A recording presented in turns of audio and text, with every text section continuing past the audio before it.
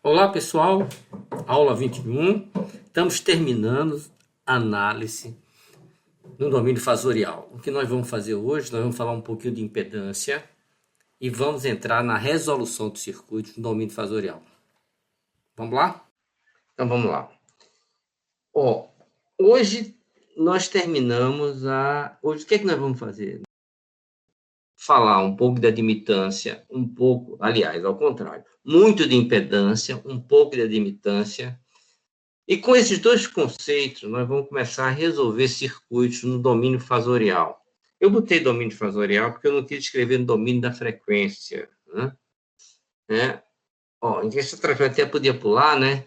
A primeira coisa que eu falei que ia falar muito é de impedância. Como é que surgiu a impedância? A impedância surgiu, né, nos anos de 1800, no fim do século XIX, né? Com um cara chamado Kennedy, né? Kennedy era um sujeito, quer dizer, um indiano, que tinha essa capacidade da praticidade das coisas. E ele, olha, era uma época que não existia computadores, né?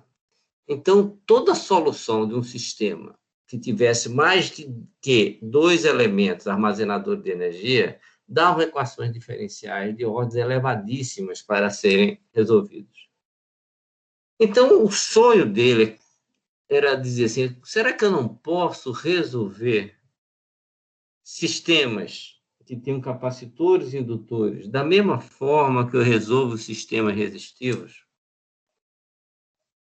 Partindo desse princípio, é que ele estruturou, né, um modelo de análise utilizando número complexo para resolver nossos problemas como circuito resistivo, através de equações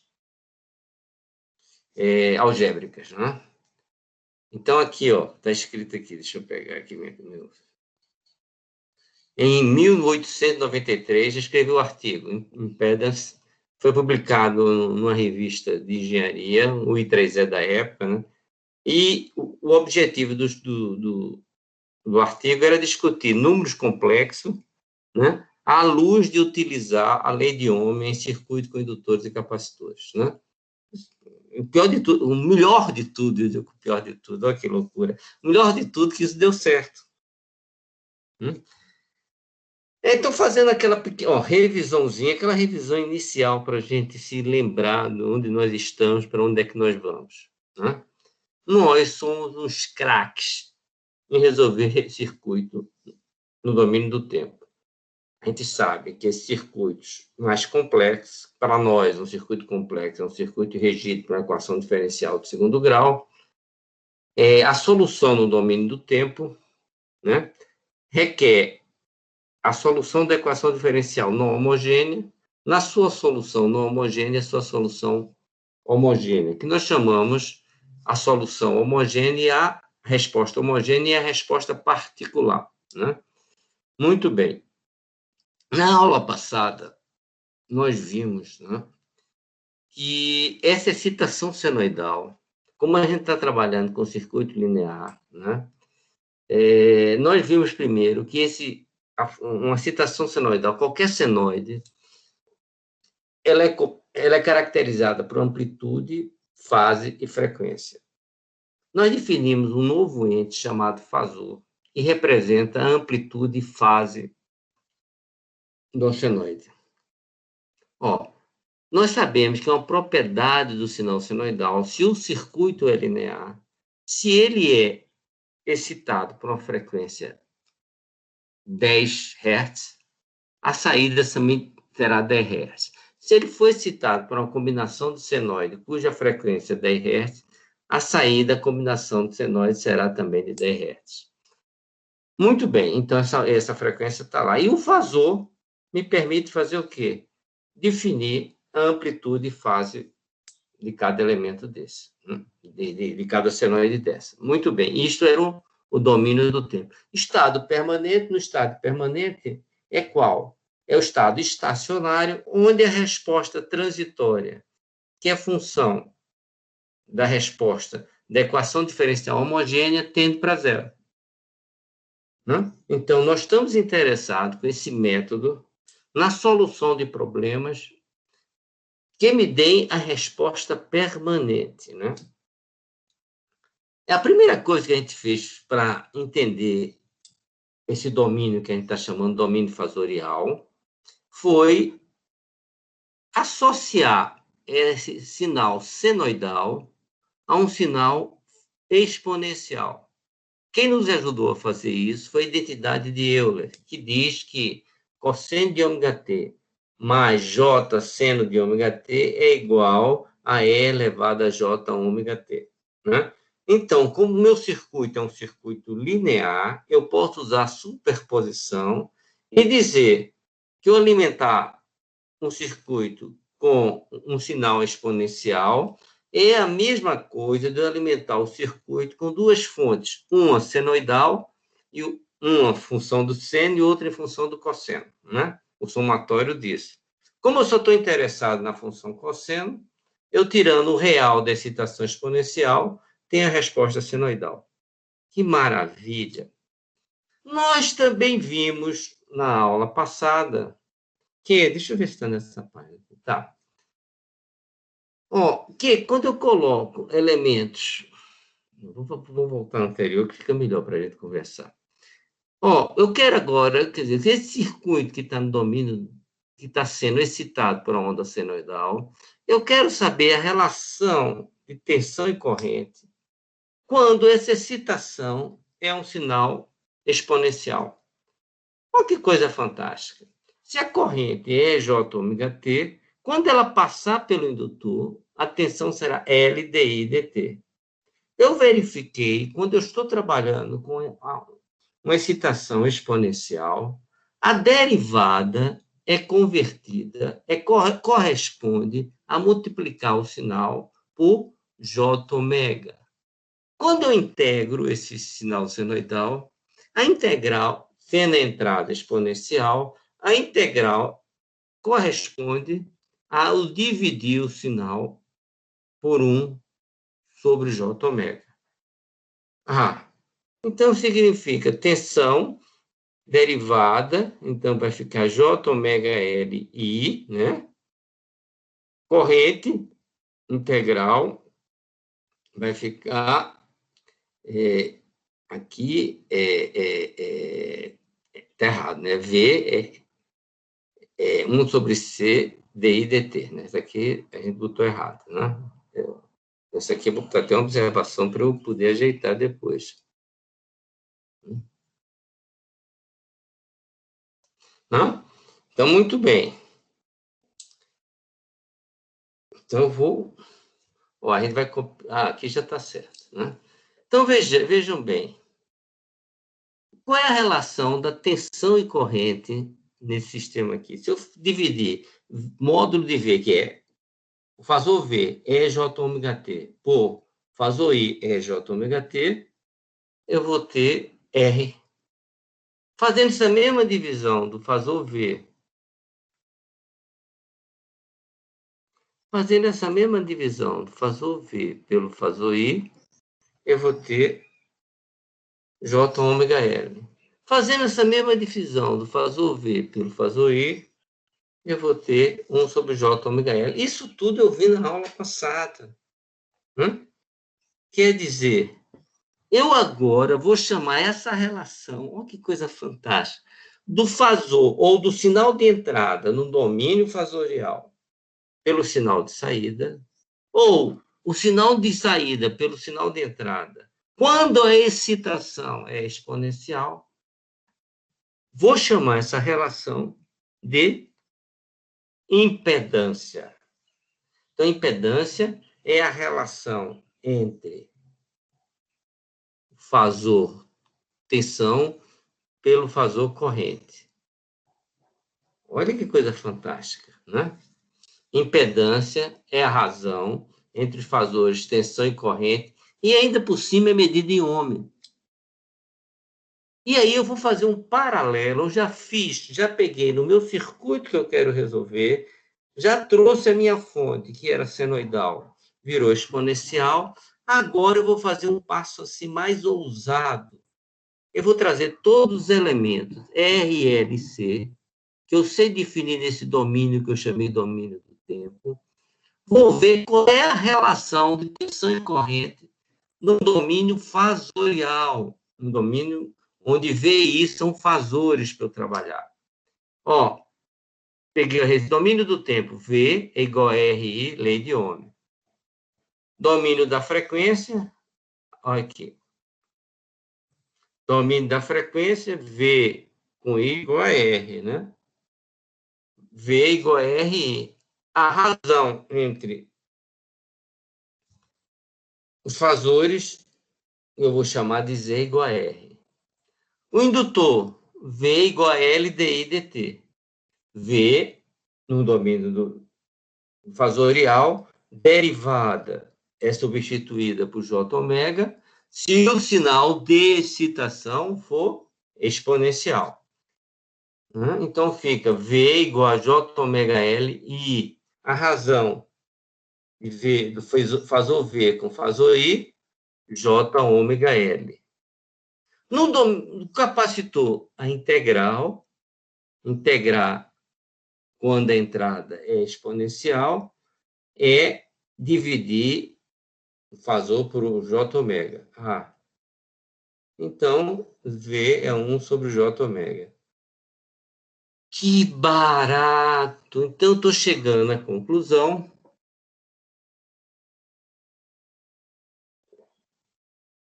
que a impedância SZ, ou resistência, impedância, resistir, impedir, né? Segue as mesmas regras dos resistores em circuitos. E ainda por cima é dado em ohm. Olha que maravilha. Né? Agora, uma atenção. A impedância é a razão entre dois fasores. A impedância não é fasor, é um número complexo, ou aqui a gente está vendo que ele é um número real ou imaginário. Mais tarde a gente vai ver que é um número complexo, mas não é um fasor. A impedância, então, tem amplitude e fase, ó, mas ela é o que? A razão entre dois fasores. Então, vamos lá ver assim. Ó. Então, eu coloquei aqui as 4 coisas que eu já sei sobre a impedância. Né? Aqui, ó, resistor, razão do resistor I. Aqui o indutor, V sobre I, por quê? V é ZI, V é L DI dt, virou J ômega L. Aqui, I, V é 1 sobre C, integral de I dt, virou integral divide, né? C ficou 1 sobre J ômega C. Muito bem. Então, vamos ver essas 4 propriedades, o que elas dizem, né? 1, a impedância Z é a razão entre o fasor tensão e o fasor corrente, e é medida em ohms. Opa, isso aqui, você só está repetindo, porque isso todos nós já sabemos. Expo é elevada a J θ é igual a agora tá aparecendo os garranchinhos. Garrancho não, cara. Tô fazendo um esforço danado aqui, tu chama de garrancho. É garrancho. Cosseno de θ mais J seno de θ.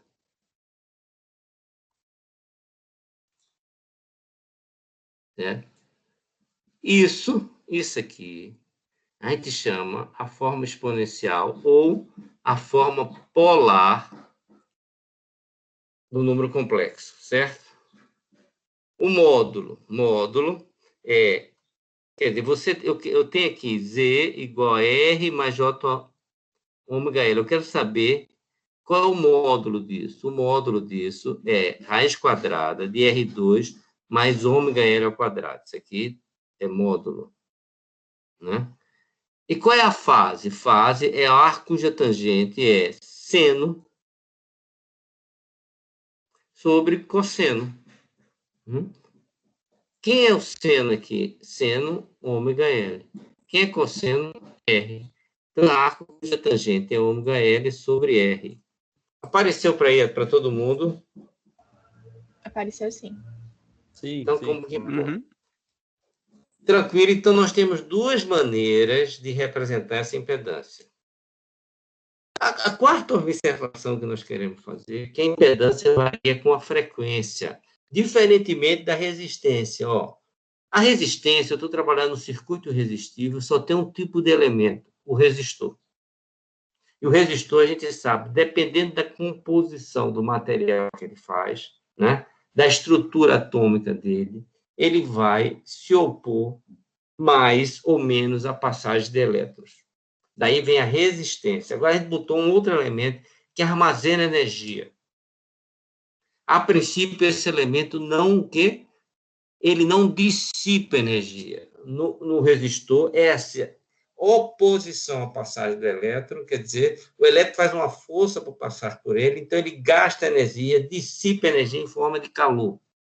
Esses outros elementos, não, eles se opõem, não é isso? Quando a corrente vai crescendo, ele vai se opondo à passagem dessa crescendo, mas ele é proporcional, ele varia com a frequência. Então, esse novo elemento que a gente está definindo aqui, ó, RJ ômega, R igual ômega C, J ômega C, tá? O que acontece com ele? A impedância, agora, porque ela é composta de uma resistência, tá aqui, né? De uma resistência, mais o elemento armazenador de energia.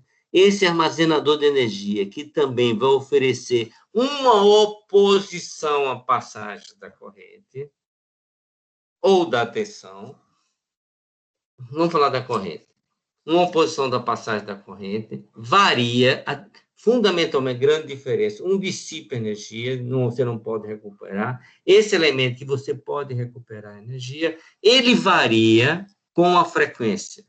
Então, significa, agora, a impedância, impedância de impedir, resistência de resistir, a impedância vai variar com a frequência. A resistência não varia com a frequência. Por quê? Cresce a frequência, cresce J ômega L. Se cresce J ômega L, resistência, a impedância vai crescer. Porque o módulo dela é Z, R2 mais X2, e arco tangente esse seno sobre cosseno. Tranquilo? Muito bem. Então eu tenho, quando o elemento é só a resistência, só tem um resistor, meu número é um número real. Eu chamo isso de resistência. Quando eu tenho um indutor ou um capacitor, o que acontece? E tem um número imaginário, Z, J ômega L. Olha que maravilha. E aqui no capacitor, se eu multiplicar aqui,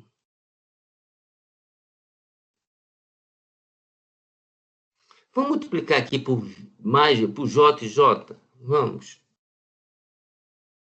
Se eu multiplicar por J e J, J2 é igual a menos 1. JJ, para mim, é o I imaginário que a gente aprendeu lá em cálculo, né? Na engenharia J, né? Então, é I, né? J2 é igual a menos 1. Então, isso aqui vai ficar, menos J ômega C. Por que eu quero fazer isso? Para poder diferenciar quando a parte imaginária dessa impedância é proveniente do indutor ou é proveniente de um capacitor. Olha que coisa fantástica, né? Eu vou chamar essa impedância proveniente do indutor ou do capacitor, eu vou chamar de reatância. Olha que nomes bonitos. Impedância que impede, resistência que resiste, reatância que reage, né? Reage à passagem da corrente, reage à passagem do... Né? Quando essa Professor, reatância fala... tem uma pergunta, Ronald. A impedância é invariante no tempo, já que ela varia com a frequência? Presta atenção. Quando você fez essa mudança, você abandonou o domínio do tempo. Não, sim. Uma Eu das só queria coisas você saber o que acontece no domínio do tempo. Se ela varia com o tempo, pela visão do tempo, entendeu? Eu sei que a primeiro frequência você ela não varia. tem... Eu estou falando com quem, João? Não, é o Ronald. Ronald, presta atenção. A tua pergunta se a impedância varia com o tempo, ok? Concordas comigo? Uhum. Bem, a primeira pergunta que eu vou te fazer: existe impedância no tempo? Pensa comigo. Não, acredito que não, porque o senhor disse que é uma razão de fasores, né? E fasores estão no domínio da frequência. Então, como não existe ela no tempo, a impedância não pode variar com o tempo. Não, tudo bem. Então, impedância não é algo real, né? É basicamente um conceito dentro do domínio da frequência, para a gente entender o comportamento. Isso mesmo. É um auxiliar à Não, resolução do tranquilo. problema. Ficou claro. Tá. Mas aí, o Ronald, você sacou que eu estou fazendo encaminhando meu raciocínio todo para circuito linear, circuito resistivo? Sim, sim. Né? E no circuito resistivo, a resistência não vai variar com o tempo. Porque se variasse, você teria que fazer um outro tipo de equação e não a equação algébrica, né? Como solução dele. Muito bem. Então, a reatância varia com a frequência. A resistência não varia com a frequência. Muito bem.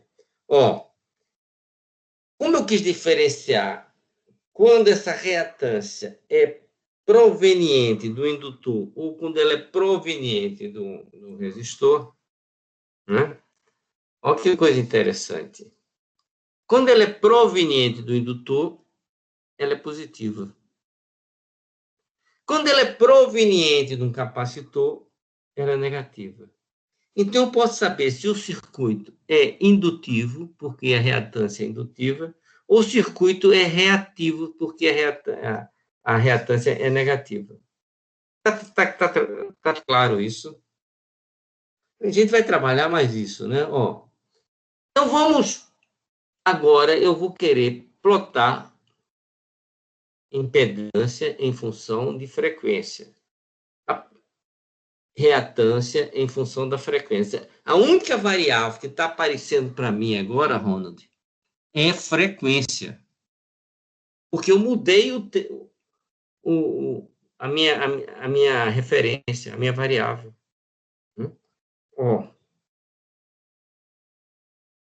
Resistência.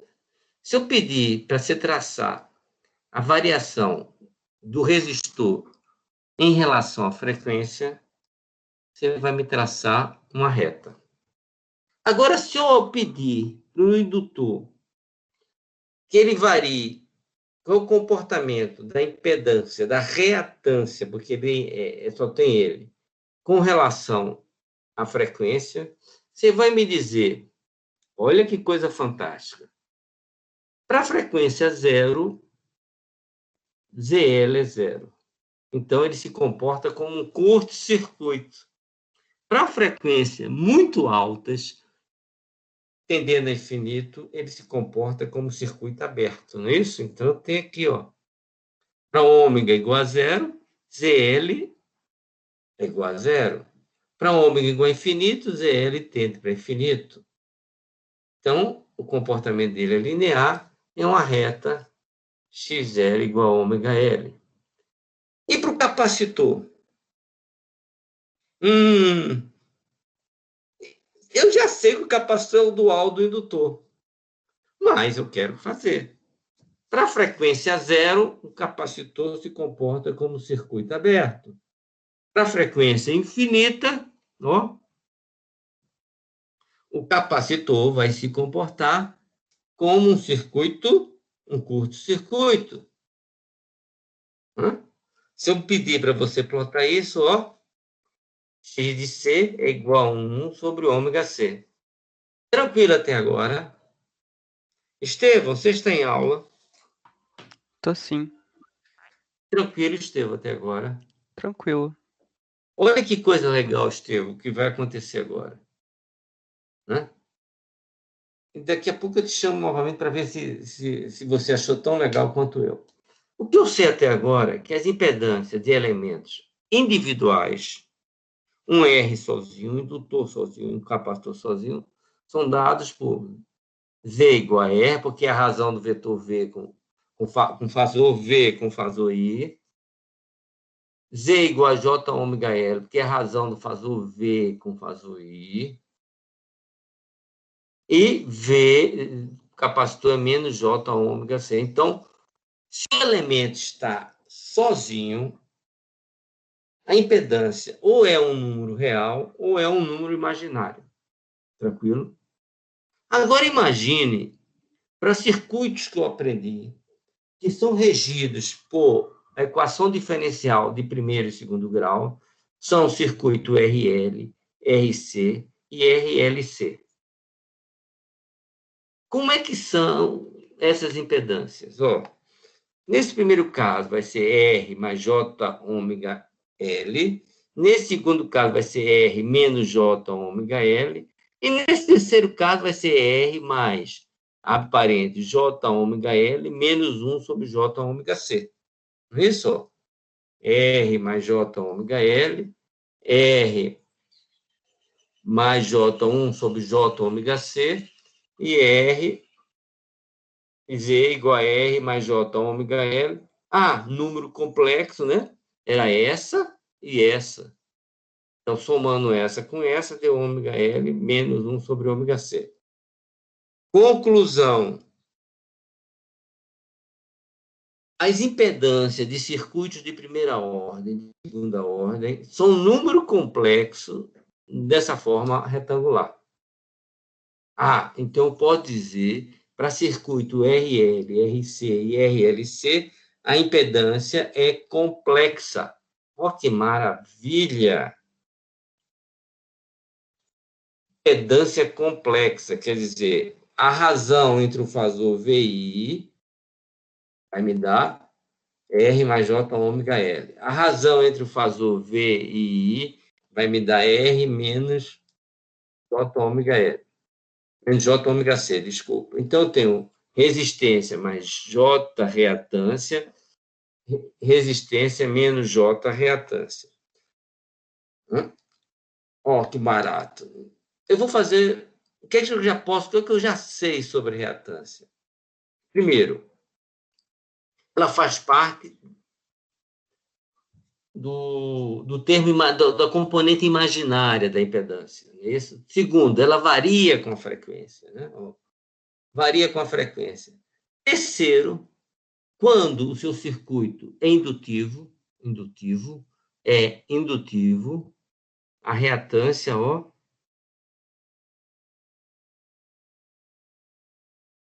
a reatância é positiva. Circuito capacitivo, a reatância é negativa.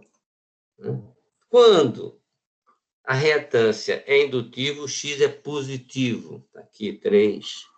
Quando a reatância é negativa,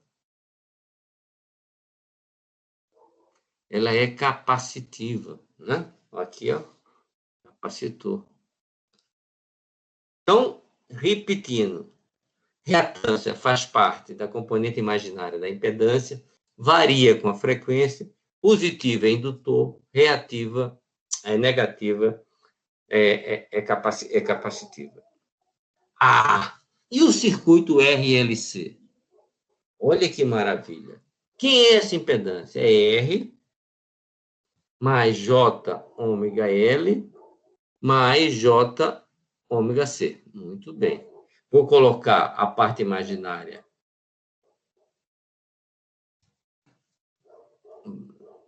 agregar, então, a impedância no circuito RLC é igual a R mais J ômega L menos J ômega. Como é que apareceu esse menos aqui? Apareceu esse menos aqui porque eu multipliquei esse termo aqui por J e J. Para que o senhor fez isso? Para saber que quando tiver aqui um número, eu sei que isso é proveniente de um capacitor. Muito bem. Olha que coisa interessante. Tem um valor de ômega, tem um valor de frequência aqui, né, que torna isso igual a zero. Quando isso for zero, o meu sinal que vai vir por aqui, ó, vou fazer o contrário. Quando isso for zero, o meu circuito vai ser o quê? Vai ser apenas, resistivo. Olha que maravilha! Tem uma frequência aqui onde a impedância é mínima do circuito. E ela é só resistível. Então, vou fazer essa conta. Eu já vi essa frequência, eu chamei essa frequência de quê? Frequência de ressonância. Ômega igual a raiz de LC. Estão lembrados do nome do tempo que acontecia? Quando ômega zero, quando a resistência do fator alfa, né, fator de amortecimento, né, era zero, a frequência era de raiz de LC, o sistema ficava trocando, entrava em ressonância e não tinha perdas. A alfa era igual a zero. É nessa frequência que isso acontece. Na frequência de ressonância, que é 1 sobre a raiz de LC, como é que eu achei? Fazendo a parte imaginária, a parte imaginária igual a zero. Que maravilha, né? Z igual a R. Vou fazer mais, Vamos ver qual é o comportamento de cada um desses separadamente e depois ver como é que se comportam com tudo junto. Se eu colocar aqui, para 1, como é o valor de R? R não... Estou variando a frequência de 0 a infinito. R não se abalou. Se R é de 10 ohms, ele continua valendo 10 ohms. Como é que vai ser a variação de frequência do indutor? O indutor vai, se eu vario a frequência de 0 a infinito, ele vai começar como curto e terminar como circuito aberto. Como vai ser a variação do indutor, do capacitor, quando eu fizer a frequência variar? Ele vai começar como circuito aberto e vai terminar como curto. Olha que maravilha. Só que esses 3 momentos acontecem ao mesmo instante, né? Então, significa, o que eu tenho aqui, capacitor. Vou botar só o capacitor, né? Indutor, resistência. Se eu estou saindo da frequência zero, vai ter um momento que eu vou passar por essa frequência aqui, Vai ter um momento que eu vou passar por essa frequência, concorda? Se eu estou saindo de zero, ela está aqui, passei aqui. Chamar de F de ressonância. Tem uma frequência aqui que eu passei por essa frequência aqui também. Eu estou saindo de zero. Tem um momento também que eu passei por essa frequência aqui. Muito bem. Então, estou vendo aqui, esse passou, passei aqui, Então, se eu tiver agora com os 3 momentos acontecendo ao mesmo tempo, lá vem você. Aqui, esse aqui é muito pequeno, esse é muito grande, então, minha curva, aqui, esse aqui o capacitor é preponderante nessa faixa aqui, Aí, quando eu chegar nesse ponto da frequência de ressonância. O que acontece nesse ponto? XC, né? XC, reatância do capacitor, é igual a XL. Ou, como XL é positivo, XC é negativo, não é isso? XC vai dar, isso aqui era módulo, né? Igual a zero. O R vai passar por aí, né, professor? Hein? A linha do R do resistor vai passar por aí. A linha do R está aqui. Então vai ter R. Então, nesse ponto é que isso que vai acontecer. Né? E o R está todo bem. Aí, quando você continua a crescer, né? Você, XL do indutor, XL do indutor, ômega L, muito maior que 1 sobre XC, que vai descendendo. Né? Então, você vai ter uma curva, e aí, o que você falou, o Cássio, nesse ponto aqui, você só vai ter o resistor. Tranquilo? Não, eu pensei que o resistor, a linha do resistor ia passar nesse ponto onde essas duas curvas se encontram. Estou errado? Não, esse ponto onde as duas curvas se encontram, o que faz? Reatância se anulam. Não é isso? Aí o circuito vai ser só resistivo. Só fica resistivo. Aí, dependendo do valor dessa resistência, é que você vai fazer essa linha subir. Se ela sobe, R é maior. Né? Tá. Tudo bem. Se ela desce, se vem para aqui para zero, se fizer uma curva que ela possa ser assim, o que é que significa? É aquele caso de troca de energia entre o capacitor e o indutor sem perda. Correto? Entendi. Sacou? Vou apagar isso tudo. Que maravilha, cara. Que maravilha. Então, o que eu tenho? Achei a frequência que eu estou chamando de ressonância, esse ponto aí. Para o lado esquerdo, onde ômega é menor do que ômega zero, que eu saí de zero a ômega zero, prevalece o circuito capacitivo.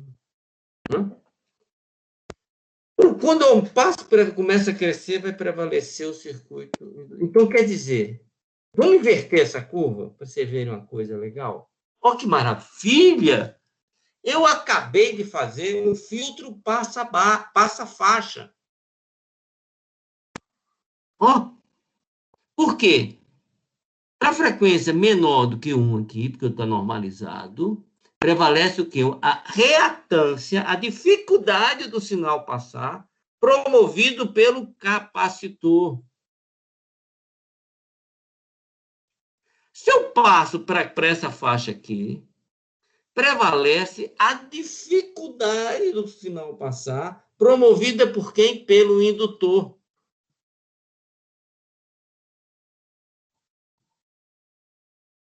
Se eu fico aqui, nesse ponto aqui, o Cássio, eu inverti a curva. Quanto menor for o R, menos perdas eu vou ter. Concordas comigo? Se isso é amplitude, menos perdas. Quanto menos? A amplitude de I. Né? Quanto menor for R, mais abrupta, menos perda eu vou ter no meu sinal. Isso se chama fator de qualidade do filtro, né? Ou fator de mérito. R10, R30, R100, eu tenho muitas perdas. Ok. Estevão, coisa legal, Estevão. Na frequência de ressonância, o que é que está acontecendo? O fasor corrente vai se associar ao fasor tensão. Porque o fasor tensão, vou botar dois fasores aqui, a gente vai dizer quem são, né? Que são iguais, quer dizer, corrente, se isso aqui é V, aqui está dizendo que Opa, está errado porque está... Não, é porque a corrente aqui está defasada. Ele não devia estar aqui, deixa eu apagar. É que eu resolvi fazer isso aqui, apagar. 90 graus. V. Quando é que o V está avançado 90 graus da corrente? No capacitor, né? A corrente chega... No indutor, desculpa. A corrente chega depois. Primeiro chega a tensão. Chega... Onde é que V está atrasado 90 graus da corrente? No capacitor. VC, VL. Como elas são do mesmo tamanho, essa vai se anular com essa. E você só vai ter R, VR em fase com a resistência. Se eu mandar você voltar para o tempo, V. Ó, isso aqui é a corrente e aqui a tensão consumida. Nesse caso, a diferença de fase é igual a zero, de tensão e corrente. Estevão, agora entendeu? Um pouco. O que é que ele pegou? Fala para mim. Acho que eu só preciso de um tempo para me acostumar com a ideia. É? Vamos ver se até o fim a gente acostuma. Vamos fazer uma representação gráfica desse sistema. Ó. Eu tenho na forma retangular R mais J ômega. Eu sei transformar isso para a forma polar. Módulo é R2 mais X2 raiz quadrada. E o ângulo é o ar cuja tangente é X sobre R. Então, peguei a forma retangular, coloquei na forma polar, né? Que isso é a mesma coisa de escrever na forma exponencial. Módulo do Z é elevado a J θ. Tá? O que eu quero? Eu quero passear da forma retangular, da forma polar, da maneira mais confortável possível. E é isso que eu vou fazer. Vamos plotar agora, vamos fazer graficamente Z igual a R mais JX no plano dos complexos, porque isso é um resistor, é um número complexo. Então, ó, real desse número é R. Então, vem aqui, R representa a minha resistência. Esse J significa, mais J significa 90 graus.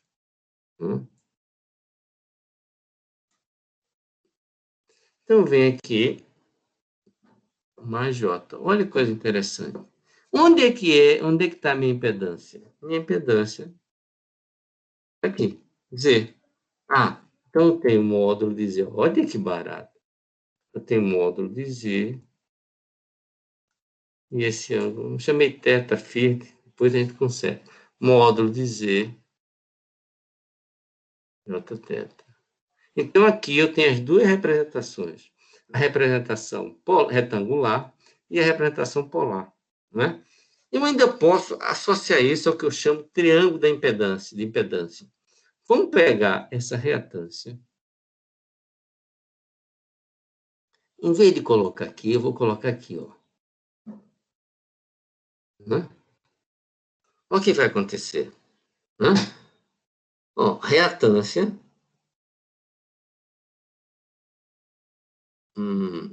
Resistência. Ah, eu chamo de triângulo de impedância porque Z seno de φ, Z cosseno de φ. Significa, aqui eu passei da forma retangular para a forma polar. Aqui, ó, eu vou passando. Se eu tiver na forma polar, quem é R? R, o triângulo de potência. R é Z cosseno de θ, Z cosseno de φ. Quem é X? Ah, X é Z seno de θ. E aí eu chego em Z igual a R, né? Mais JX. Que maravilha. Se eu tiver com isso aqui, né? Ó, módulo R2 mais X2, um ângulo, arco cuja tangente é seno sobre cosseno. Tranquilo? Então, posso passear da forma polar para a forma retangular sem nenhum problema, né? Então, eu tenho assim, no diagrama de impedância, eu tenho sempre, ó, resistor, quando eu tiver Z igual a só R, ele está aqui, ó.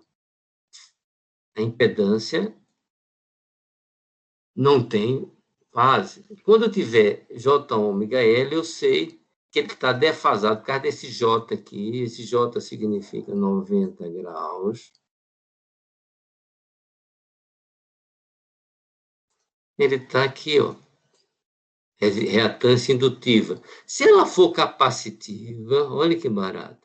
Vou passar o J para cima, ele fica menos J. Menos J é menos 90 graus.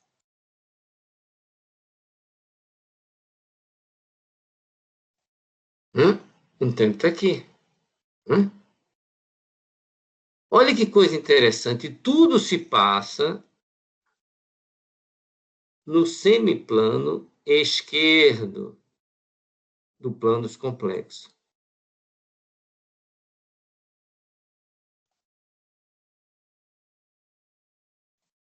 Não é no semiplano direito, não? Depende de como você esteja vendo. Você vê em Quadrante cima, 4. Não, a convenção, esse plano que está aqui é o semiplano esquerdo. Certo? Esse aqui é o semiplano direito, né? Você tinha razão, que felicidade. Graças a Deus não escrevi nem esquerda nem direita. 1-0 para mim. Sim, mas eu vou empatar esse jogo daqui para o fim, fim da aula. Não pode ter ninguém nesse plano. Por quê? Porque aqui R vai ter que ser negativo, certo?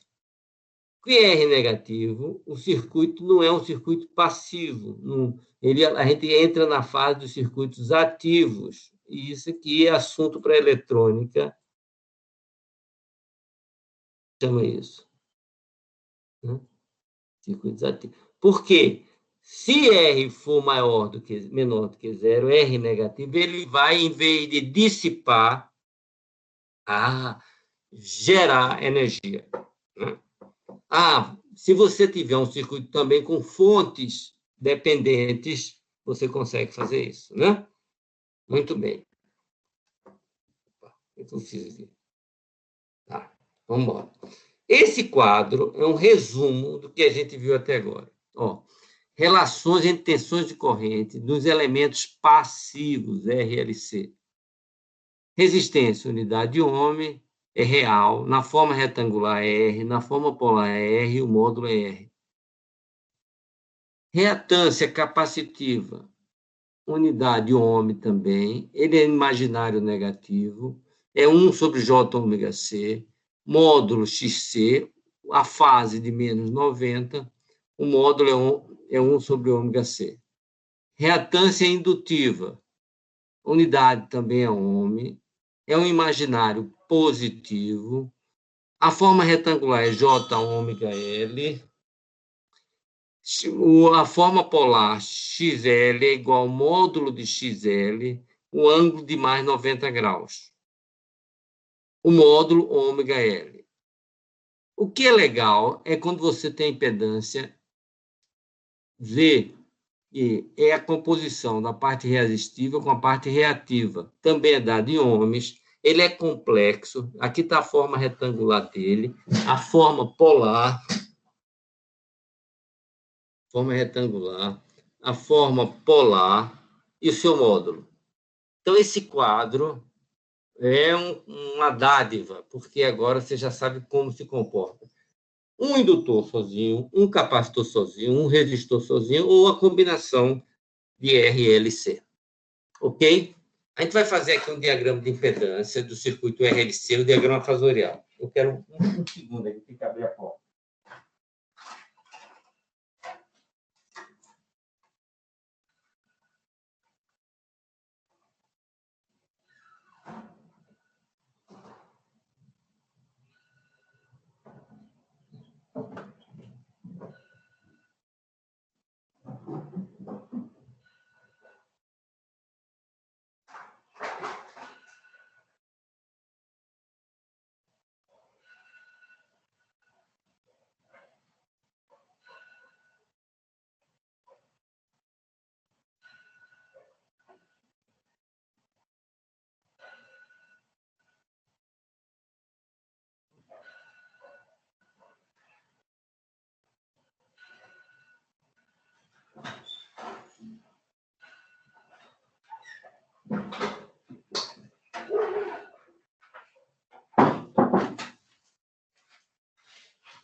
Bem, voltei. Onde estamos? Estamos no diagrama de impedância e diagrama fasorial. São duas coisas diferentes, né? E vamos ver como é que se comportam, tá? Ó, coloquei um circuito RLC em série e coloquei 3 momentos distintos. Do ômega igual a ômega zero, de ômega menor do que ômega zero, de ômega maior do que ômega zero.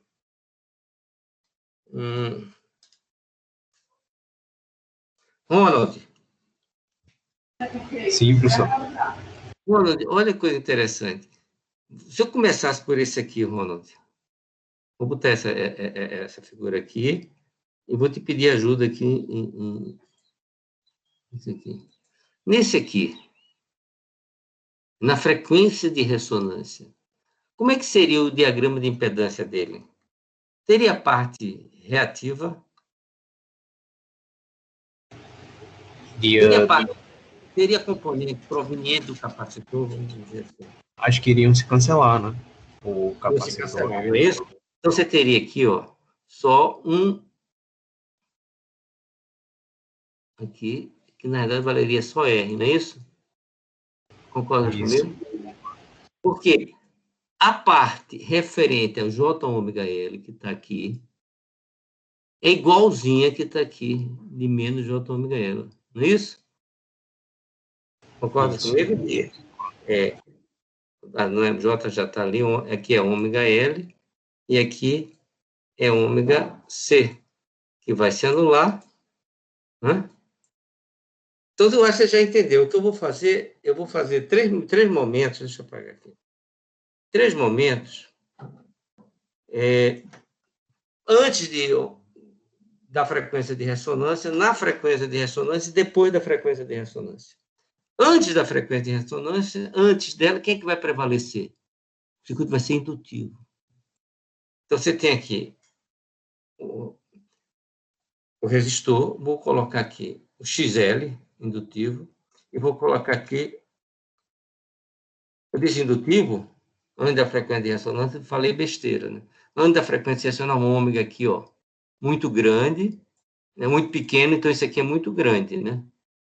Está aqui, ó, muito grande. XL aqui, ômega pequeno, então esse aqui é pequeno. Né?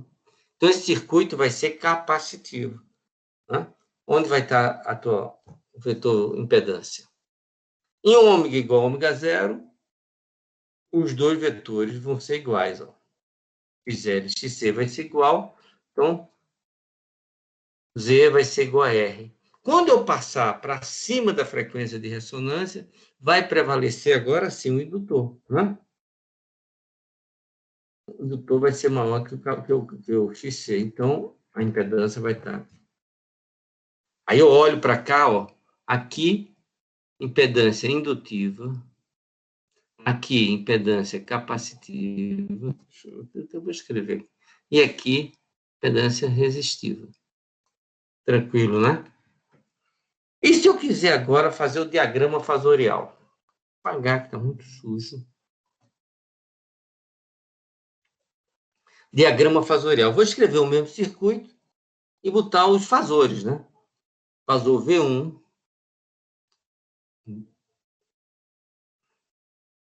fasor V1, fasor VR, fasor VC e fasor VR.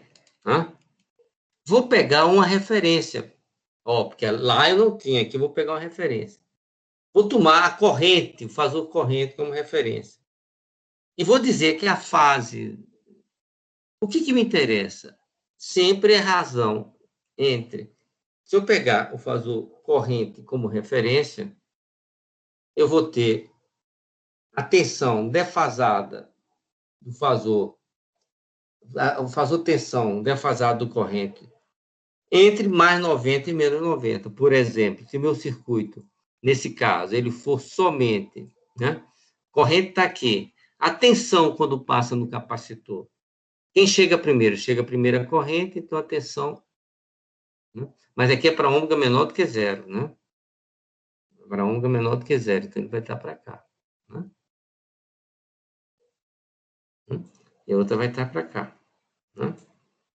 Então, ó, VR está ali, ó, VL está para lá e VC está para cá, né? Ok? Quando o ômega for igual a zero, os dois continuam com a mesma... Aqui está o meu fasor. Os dois continuam com o mesmo tamanho, mas meu circuito só é resistível. E, finalmente, quando o meu capacitor, quando a minha frequência é acima da frequência de ressonância, vai prevalecer o circuito indutivo, né? E aqui, V1, que vai ser isso. A grande pergunta que eu tenho que fazer aqui para vocês é por que V1 e Z estão na mesma direção. Ó, parece que fez um, fez outro. Olha por quê. Porque, ó, tomei I como referência. I igual a M. Aí, como eu tomei como referência, o que me interessa é a diferença de fase. Porque V, quem vai ser V? V é igual a Z, lei de Ohm, Z, I. Como eu peguei I como referência, Z vai diferenciar sempre de I pela fase de Z, né? Que, embora não seja fasor, tem amplitude e fase. Ó, o que interessa é a diferença entre a fase de I e V. Ó, V igual a ZI, acarreta V é igual a Z EJ ômega θ Z. Então, isso aqui é a impedância com módulo e sua fase, e aqui é a corrente que está com fase zero. Então, o que é que acontece? Que o V que a gente está obtendo, ó, como essa fase é zero, a tensão está sempre defasada da corrente por θz. Por isso que deu a mesma direção. A gente vai fazer com direções diferentes. Então, 5 coisas, aqui que está errado, 5 coisas que já sabemos sobre impedância. Primeiro, a impedância segue as mesmas regras dos resistores em circuito. Opa, boa. Segundo, a impedância é um número complexo, mas não é um fasor. Também já está claro na minha. A razão entre dois fasores. Na forma retangular, ele é escrito como R mais JX, tá? E na forma polar, ele é escrito... O que está dizendo aqui? Ah, isso aqui não, a gente já sabe. E na forma polar, né, a gente sabe que o módulo é R2 mais X2 e θz é arcos de tangente X sobre R devido ao triângulo de impedância. Tá aqui. Que maravilha! O que falta para a gente completar a teoria sobre as ferramentas necessárias? A gente falar um pouquinho sobre a admitância. Quando eu falo de impedância, a gente já sabe que impedância, eu acabei de falar agora, é uma resistência mais uma reatância. A admitância é o inverso da impedância, como a condutância é o inverso da resistência. Né? Agora, imagine que essa impedância é um número complexo, né? Então, aqui, então, a condutância, o inverso da resistência, 1 sobre C, ou, podia escrever aqui, 1 sobre R mais JX. Ah, então, a condutância não é 1 sobre R, né? Nem a suscetância agora é 1 sobre X. Né? E isso que nós vamos ver, ó. A admitância, a gente sabe que é medida em Siemens, né? Ó, a admitância, estou vendo aqui, né? É 1 sobre Z, que é I sobre V, que é igual a G, condutância, mais JP. Isso aqui, esqueci de botar o pontinho, né? Pontinho aqui, eita, pontinho grande, pontinho pequenininho, pontinho grande. Né? Quer dizer que são fasores. Passei meu circuito para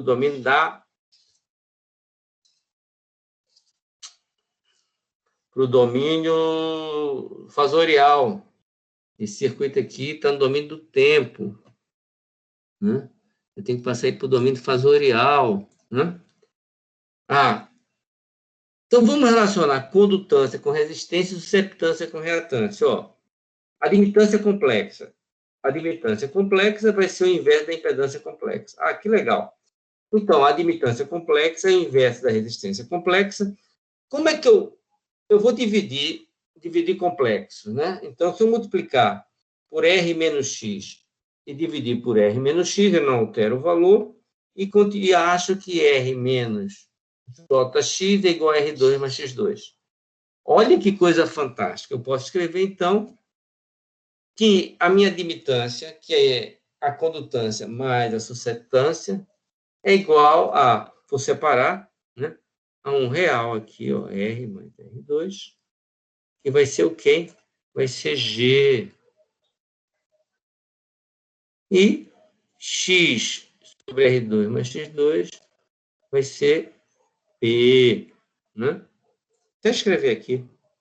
G igual a R sobre R2 mais X2, e a susceptância é X menos X sobre R2 mais X2. Olha que coisa interessante. Atenção!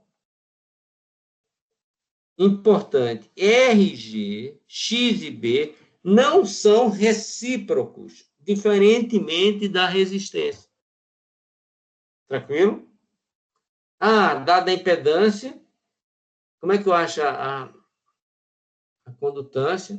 1 sobre o número complexo, divido o número complexo, separo na parte real e na parte imaginária.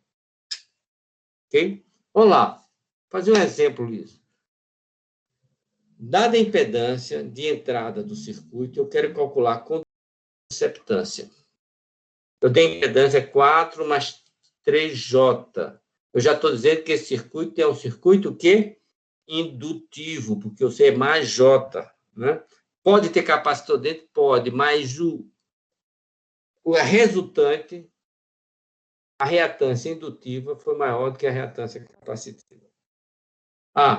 Como é que eu faço? Eu quero a indutância, é o inverso da impedância, multiplico pelo seu conjugado, né? E separo a parte real da parte imaginária. Então, vamos aplicar no nosso caso. Nossa admitância vai ser 1 sobre 4 J3. Multiplicar pelo conjugado. 4J menos J3 e 4 menos J3. Vai dar 4 ao quadrado mais 3 ao quadrado e 4 menos J3. 4 vezes 4, 16. 3 vezes 3, 9. 29, 25. Então, vai dar 4 sobre 25 menos J, 3 sobre 25. Olha que barato. Eu tenho que G,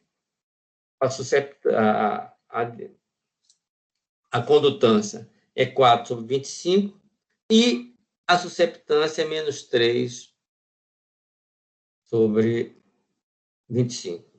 Tranquilo? Olha que maravilha! No regime senoidal estacionário, nós sabemos o que é que nós queremos com isso, tudo que a gente viu, que é transformar um circuito, a solução no circuito regido pela equação diferencial de segunda ordem, na solução de um circuito regido por uma equação algébrica. Então, a gente introduziu, primeiro mudamos, era como a gente tivesse feito um mapeamento do domínio do tempo, uma coisa que a gente chamou de domínio fasorial. Para isso, eu tive, primeiro, fasor. Saber o que é fasor? Fasor é uma entidade que representa a amplitude e fase da onda senoidal. Então, eu peguei meu circuito, que era excitado por uma fonte senoidal, e passei a excitá-lo por uma fonte exponencial. Depois eu peguei a relação de tensão e corrente, no domínio do tempo de cada elemento desse, quando excitado por senoidal, e verifiquei como seria essa relação de tensão e corrente quando excitado por excitação exponencial. Verifiquei que derivada virava J-ômega, integral dividia por 1 J-ômega. Isso eu defini como uma relação de fasores para os elementos de circuito. Essa relação tem o nome de impedância. Impedância, o inverso dessa impedância foi a admitância. Fala, quem chamou? É o Cássio. Não está travado, não, o slide?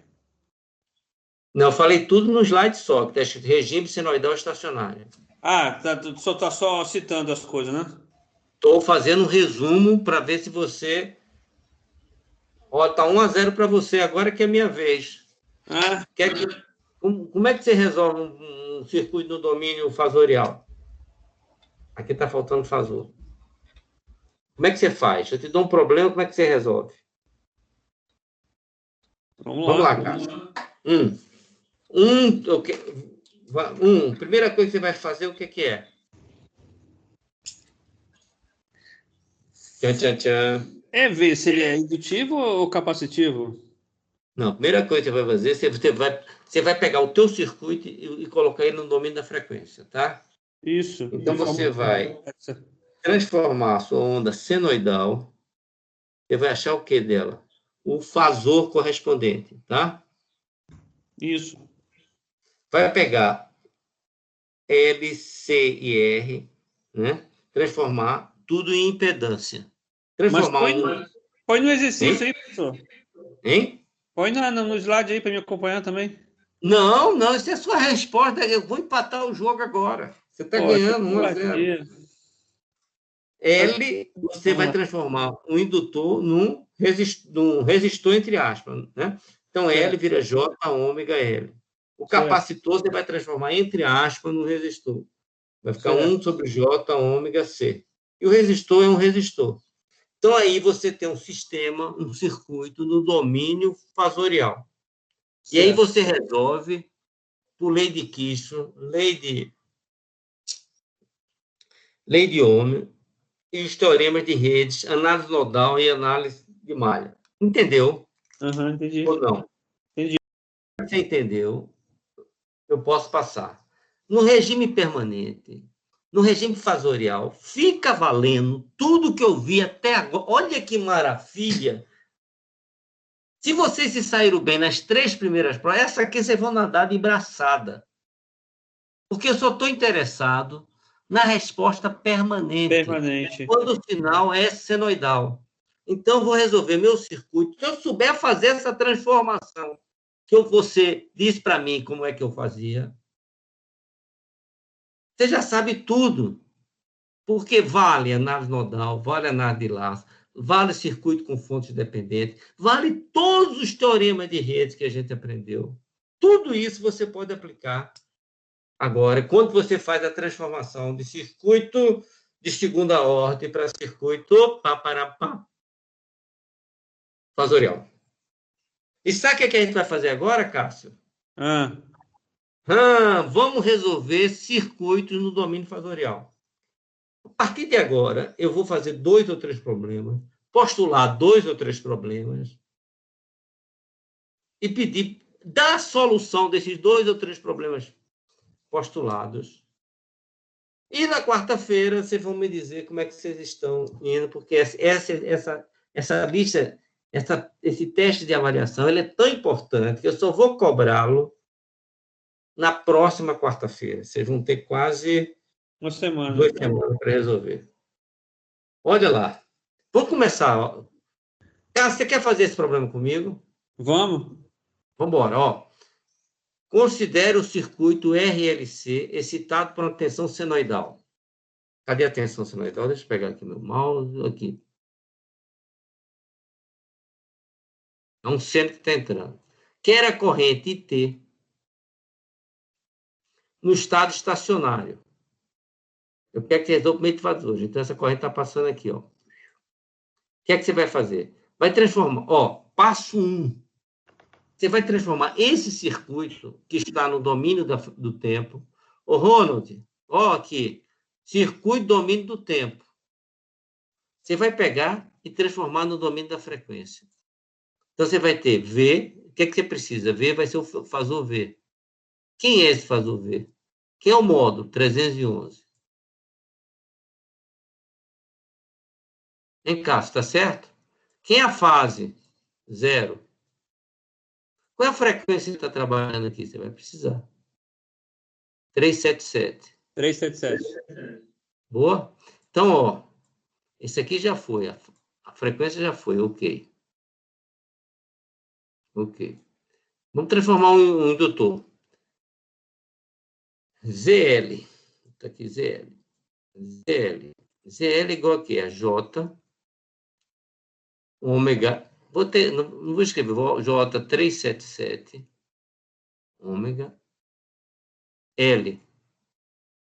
Quem é L? L é 2 Henry. 0,02. Olha que maravilha. Isso aqui é dado em ohms. Certo? Certo. Está acompanhando? ZC é igual a menos J ômega C é igual a menos J. É muito fácil, cara. 377. 754. Cadê? 754 que é o quê? É uma multiplicação de 377 vezes 20. 002. Ah, tá. 20 vezes 10 a menos 3. Tá? Também dado em ohms, ok? Então, você vai pegar esse circuito, ó, passar, vou apagar porque a gente já fez aqui com caneta. Ó, esse circuito você vai passar para o domínio fasorial. Ó, vê se não é isso que a gente fez. 311, ângulo 0. Frequência, 377. J ômega L, ó. 0,2754. Muito bem. O outro, G, 367, 20 vezes 10 a menos 3. Achei Z. Aí eu venho aqui, construo meu circuito. Olha, meu circuito agora só tem, entre aspas, resistores, porque tem resistências e impedâncias. Quem aí é 3? Aí se aplica o quê? I, o que eu quero? Quero a corrente, então I, fasor I, e agora é fasor, hein? I é igual ao fasor V sobre 20 mais J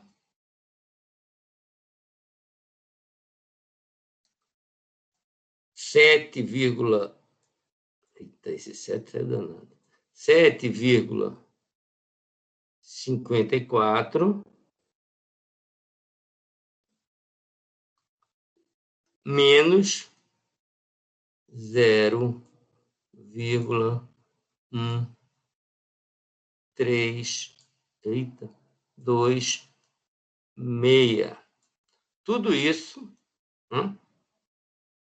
vou transformar isso aqui, 20, isso que é o problema. Isso aqui, transformar num número polar, que é divisão de complexo, vai dar um módulo de Z, não é isso? E uma fase, θ de Z, embaixo. Em cima, o V é 3, 1, módulo 0. Isso aqui é igual a 3, 1, módulo de Z, que é um número que a gente vai achar. E como é que eu divido complexo? Aqui vai ficar 0 menos... Um do outro, né, professor? Um diminui o outro. Diminui o módulo, e a fase passa para cima e fica negativa. Tranquilo? Entendeu, Cássio? Estou revisando só isso aí, eu lembro um pouco. Mas deu para entender? Deu. Ó, vazou corrente. I é V sobre Z. 310 para ele aqui.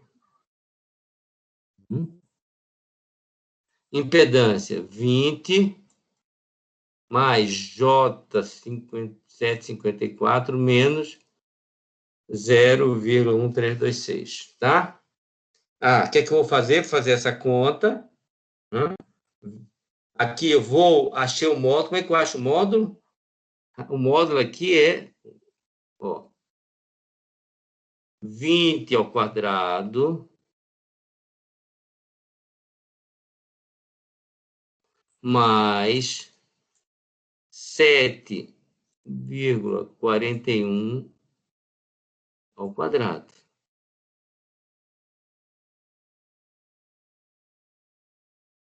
Isso aqui vai dar 21,33. E o arco cuja tangente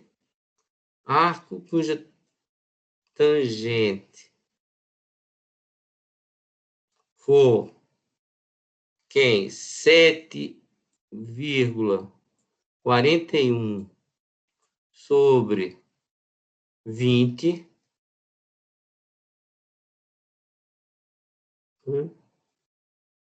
Não escrevo mais aqui. Vai entender. Sobre 20 vai ser 20,33 graus. Vou passar isso para cima, né? Aí, vou apagar agora, porque ficou. A ideia é essa, né?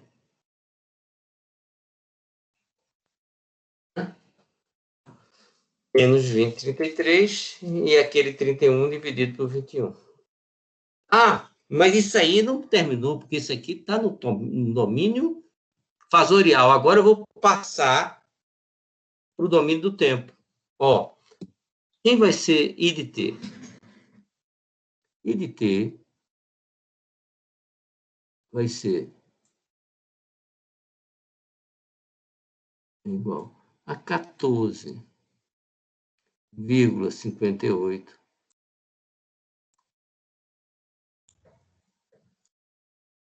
cosseno de... Qual é a frequência? 377T. 377T. Menos 20. Menos 20,33. Olha que barato. Né? Que é a fase. Cheio de T.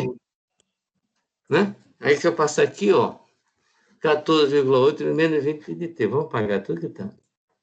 Muito bom. Muito bem. Agora eu vou querer que vocês me tracem, né, o diagrama fasorial e o domínio do tempo. Diagrama fasorial. Tensão 311, 0. Então, tensão. A corrente está defasada de menos 20 graus. Olha que barato. Quem está chegando primeiro? Tensão, corrente. Esse circuito é indutivo, não é isso? Muito bem. E no domínio do... O que eu quero aqui? É isso que eu quero aqui? Diagrama da impedância, tá? Impedância está ali, 20. Aqui, 20. J 741. Indutivo. Olha lá. Z. Olha aqui. Z, o módulo do módulo desse triângulo, né? Porque esse 741 podia ter posto aqui. X2, 741 mais 20, a gente sabe que vai dar 21,30, e o ângulo aqui vai ser de 20. Será que eu coloquei? Não coloquei o ângulo, né? De 20,33. Algum problema nesse problema aí? Não, tranquilo. Então, vamos embora lá. O outro que eu fiz quatro, eu peguei um problema de cada técnica dessa, de cada método. Impedância de entrada do circuito que eu pedi E eu tenho que dar frequência angular, porque a impedância varia com a frequência e não com o tempo, hein, Ronald? Mas daqui a pouco a gente vai chegar a isso na tua pergunta, que foi muito pertinente. Circuito domínio fasorial. Primeiro, sempre eu tenho que passar meu circuito para o domínio que eu estou trabalhando.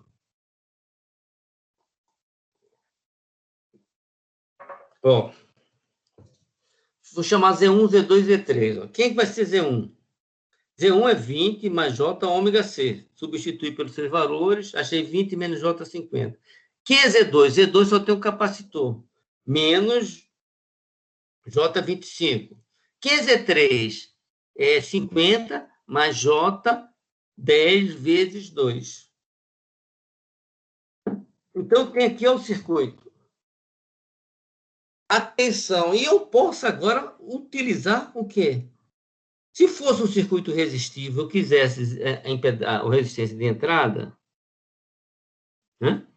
Você fazia o quê? Associação Z2 em paralelo com Z3 e em série com Z1. Faça a mesma coisa com as impedâncias. Olha que maravilha.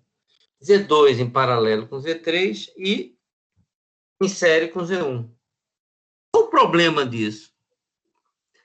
O problema é álgebra, operação com número complexo. Quem é Z2 vezes Z3? Z1 é 20 menos J5. Z2 está aqui, menos J25. R1, R2, né? R1, R2, R2, desculpa, R3, 50 mais J5. Soma Z1, Z2 mais Z3, menos J25, está aqui. Né? Coloquei aqui. E 50 mais J25. Esse eu vou somar com esse. Né? Esse eu vou multiplicar com esse aqui. Né? Então, ó. Apagar para ficar bonitinho. Então, ó. Quando eu fiz isso, deu 1.250, aí virou J, menos, e esse J com J dá menos, mas com menos dá mais, 25 vezes 20 deu 500, aqui menos 25 com mais 20 deu menos J5, mais 50, ó, que tá ficando bom. Vou dividir tudo por 5, né, para ficar mais fácil de eu trabalhar, ó, e agora eu vou, o quê? Multiplicar e dividir pelo conjugado, que eu estou fazendo uma divisão de número complexo. Ó. Multipliquei e dividi por mais ou menos J10. E isso aqui, quando eu faço toda essa conta, me dá 12,38 menos J vezes 36. Soma os dois, tem impedância de entrada. Se eu quiser em módulo e fase, R2 mais x2 raiz quadrada, ângulo, arcos de tangente é 73 por 32. Não é isso? Outro exemplo. Eu estou indo muito depressa. Estevão, tá dando para acompanhar ou estou correndo feito um alucinado? Deixa que a gente fazer em casa isso, pessoal. Hein? Vai dar 6 horas já. O que é que você está falando? Eu não entendi nada. Vai dar 6 horas já, professor. Não, agora a gente vai terminar. Vai dar 4, 6 horas, são 5h34, cara. Professor, Controla aqui. Fala. O que acontece com as condições iniciais do indutor e do capacitor? Repete a pergunta que cortou. O que acontece com as condições iniciais do capacitor e do indutor? Olha, presta atenção. Eu estou em que regime você está? Regime permanente. Fasorial não usa isso. Tá? Você lembra que essa era uma restrição que eu tenho do meu método? Sim. Você lembra que eu dizia, ó, isso é como se tivesse passado muito tempo, o capacitor e o indutor já estão carregados, né? Sim. Eu só estou no estacionário. E sabe por que isso é importante? Porque o próximo passo, que vocês vão ver, não vão ver mais comigo, vão ver em circuitos elétricos, é que a gente vai começar paulatinamente a introduzir. Quer dizer, você viu que aí a primeira ferramenta que que a gente vai estudar é transformada de Fourier, né, que a gente aqui fez, e a transformada de Laplace, que é a ferramenta que permite você incluir o transiente. Então, você vai chegar a um ponto que você vai estudar o transitório e o estado permanente no domínio da frequência. Né? E isso é o assunto básico de circuitos elétricos, que é fantástico. Né? E como vocês já fizeram sinais de sistemas, vai ficar muito mais fácil. Tá? Então, vamos lá. O que é que eu quero com esse circuito? Esse circuito, qual é o princípio dele? Que eu quero calcular V0, que está aqui. Quero calcular V0. Opa. Quero calcular V0. Né? Então, o que é que eu preciso fazer? Eu vou pegar, primeiro, passei esse circuito para o domínio fasorial. Né? A frequência, eu passei do domínio fasorial. Circuito do domínio fasorial. J ômega L, 1 sobre 10, e aqui 1 sobre JC. Né? Então, desse circuito aqui, acho Z1, somo com Z2 e calculo VI. Tá? Calculei VI, aplico o divisor de tensão e acho o valor necessário. Está tranquilo isso? Esses que são muito fazer conta, eu estou deixando para vocês. Ó. Esse é usando Fasor, calcular I. Também não vou fazer. Vou. Eu quero correr, mas não vou correr, não. Utilize Fasor para calcular I no circuito abaixo. Tá? E quem é I que eu quero? É I está aqui. Ó. Então, o Fasor aqui V vai ser quem? Vai ser 5, 0. Né? Fasor V. A frequência, ômega, igual a 3. 3. Uma coisa legal. Isso aqui não vai mudar. Vai ser 1, vai ser 3. J, 3 vezes 1. Menos J, 3 também. 9, né? Ômega 3J3. Deixa eu ver se é isso mesmo que eu fiz. Né? Resolveu o problema. Circuito do domínio fasorial. Isso mesmo. Certinho o nosso, ó. Muito bem. Aí eu vou calcular I1 para poder calcular I por divisor de corrente. Né? Faço o equivalente aqui da Z1, Z2, né? Em paralelo aqui. Acho esse paralelo. Somo agora com... Acho o VG total. Ó. Somei 1. 1 está aqui. 1 está aqui. 3 mais J3. 3 mais J3 vezes J menos J3. Somou os dois. Tive Z1 igual a isso. Quem é I1? I1 é VG sobre Z. Quem é VG? 5, 0 em Fasor. 4 e 3 eu tenho que passar para a forma polar. Então, vai ficar o quê? Vai ficar 5 aqui. Aqui eu vou fazer raiz quadrada de 16 mais 9. Né? Um arco cuja tangente... Eita. Arco cuja tangente é 3 menos 3 sobre 4, né?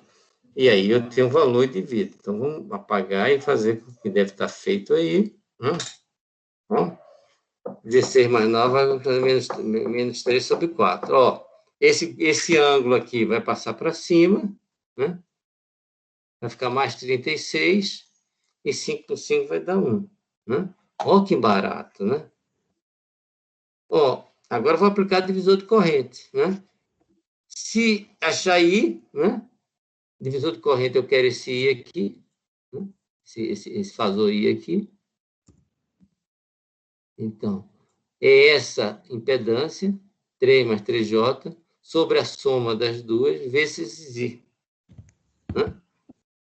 Então, ó, isso aqui, ó, esse vai embora com isso, 3 mais 3, e 1 mais J, vou transformar em 2 mais de 45, somo, olha que maravilha, mais de 2 com 103 mais 81,9 ampere. Ok? Então, Ok. os dois transferências que eu quero terminar com chave de ouro, tá? Diferença entre circuitos resistivos e fasoriais. Atenção! Circuito resistivo, as excitações e as respostas são números reais.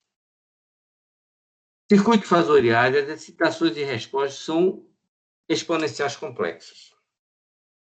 Circuitos resistivos, os elementos são números reais. Circuitos fasoriais, os elementos são números complexos, medidos em ohms, se chama impedância, tá? Então, olha a receita de bolo para resolver o que eu quero de vocês. Quando eu der um circuito e quero a solução no domínio fasorial, vocês vão achar, primeiro, todos os fasores de corrente e tensão do circuito.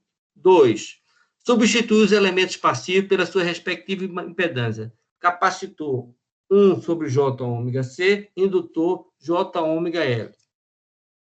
Aí eu resolvo quem seja a minha incógnita. Ou vai ser o fasor corrente ou vai ser o fasor de tensão. Como eu estivesse trabalhando em circuitos resistivos, somente agora, a única diferença é que eu estou usando números complexos. Terminado isso, eu retorno ao domínio do tempo, tá?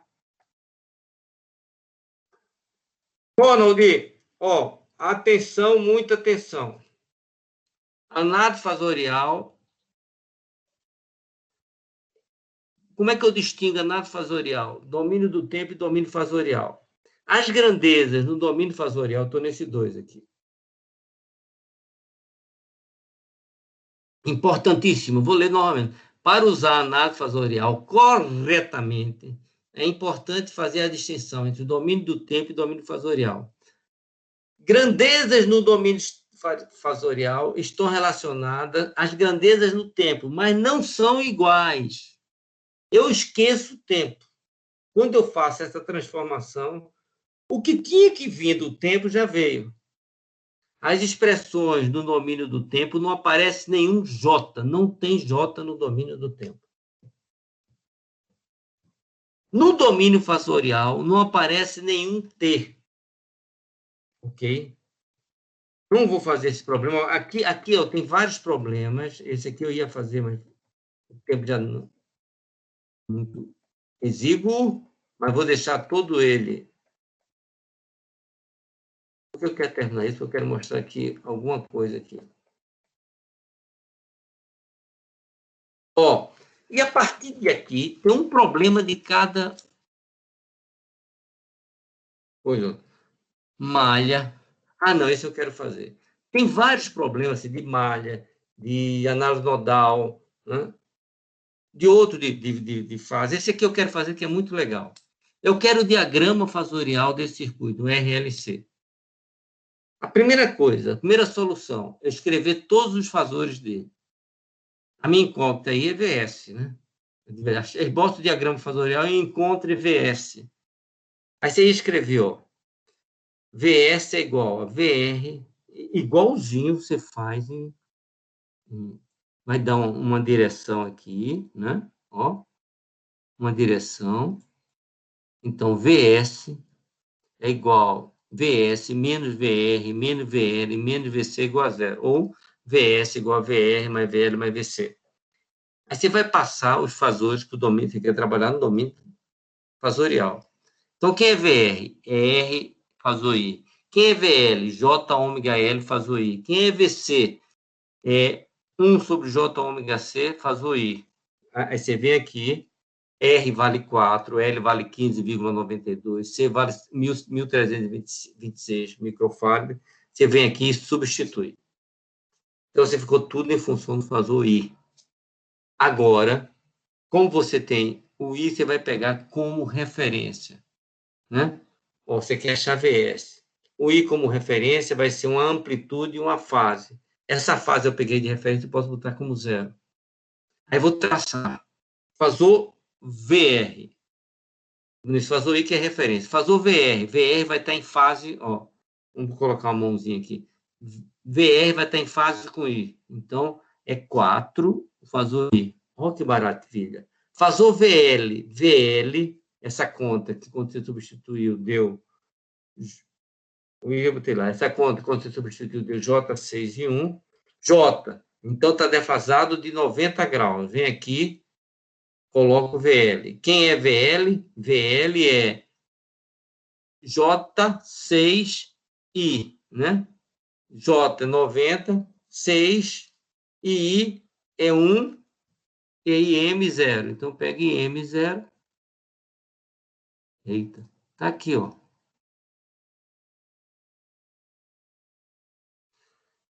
J, 6, J 90 graus, passou para cima.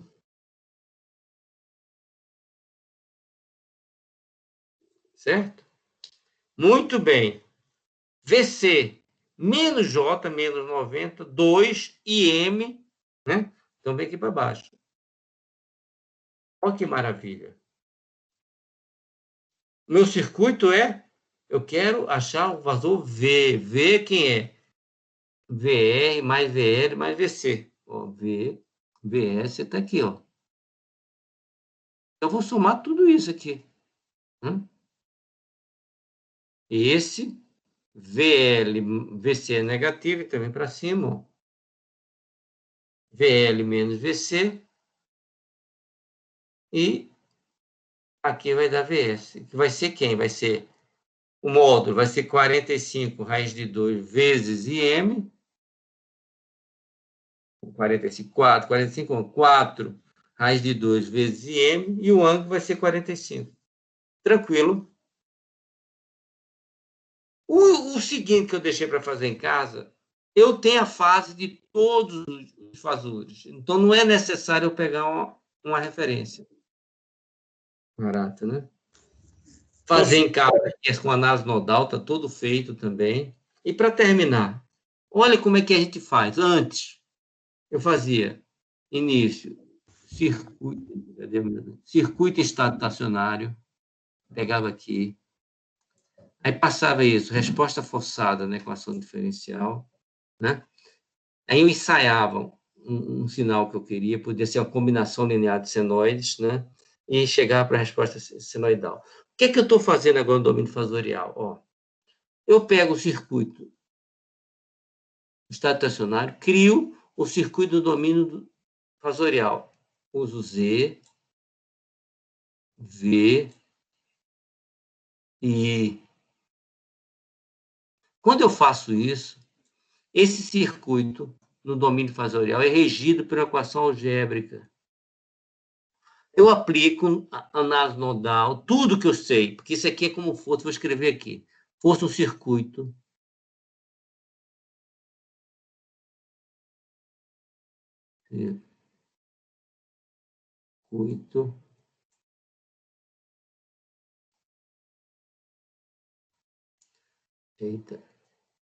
resistivo, circuito R.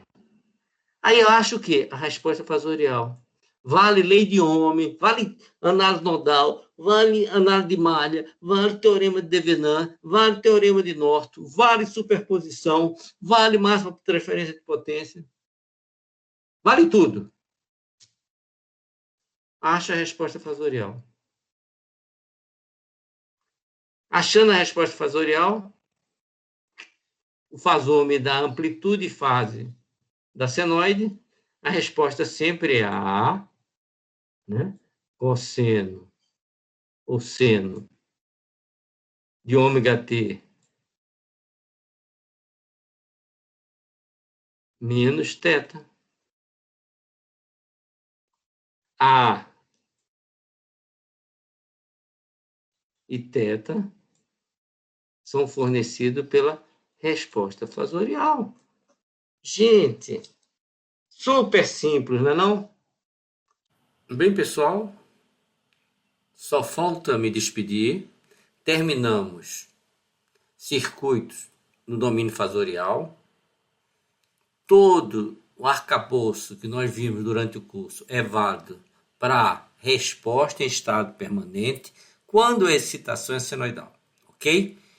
Um abraço e até a próxima.